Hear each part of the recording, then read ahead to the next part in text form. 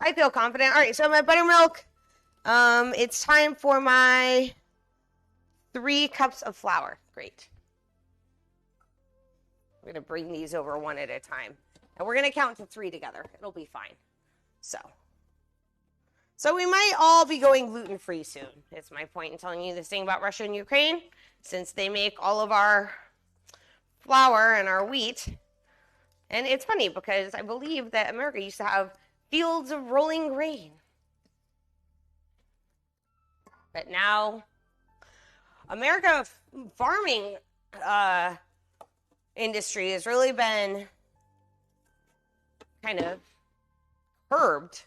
And that's scary to me. So I think now more than ever, learning how to grow your own food is a really good idea. I always feel confident with measuring stuff, especially liquids, like eyeballing. Here we go. And now we just need 1 more of these, and that's the flour for this recipe. I mean, I usually just don't measure. I'm like, I can eyeball when it's the right consistency, but it's not like really the ideal way to handle life. Oh, I got floured on. What did I just do? Why did I just do that? I did that. That was a thing that I did. I am having too much fun. That's exactly what it is. All right, I really want more of the chamomile and lavender to come out here. So I'm just kind of steering. Okay, there we go. I got some. Now, this is not the way that I would normally recommend doing it with not measuring and whatever, but I do what I want. So I just added some of my nice hot liquid, which is also going to help loosen up this dough that was a little thick. This is a butter cake, and the butter cake, it's kind of like a pound cake. It's a really thick cake, so I don't mind loosening it up a little bit. Here we go. Let's just do a little bit more of this. There we go. All right. I've gotten pretty good at eyeballing stuff. Yeah, I mean, when you cook a lot, you kind of get used to it, right?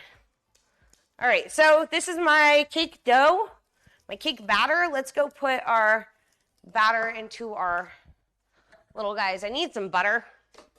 According to a girl who bakes, and she bakes, it's literally in the name, you should always butter all your cake pans. So I always do. She could be watching. I don't know. But if she is, I want her to know that I listen and I butter my cake pans. I asked her once, she was in my stream and I was making a cake. I said, do I butter the whole thing or just like the bottom? And she said, nope, butter it all. So I butter it all. When I was a kid, I heard, incorrectly, by the way, that you shouldn't butter the sides of pans with cake so they won't rise. But, oh, that's what I didn't add was the rising agent. Okay, so let's do that before. I'm gonna finish buttering because my hands are already gross and greasy. And then, after I finish buttering, then we're gonna add in the leavening agent. Otherwise, this is gonna be kind of a dense and unfluffy cake that we don't want. So, and it's fine. I think it's better to do it by hand, like whisking and stuff, especially if you forget an ingredient. In the KitchenAid, I'm always worried that it's not going to get fully mixed if I add something in late. But when I do it by hand, I know it will. I have control.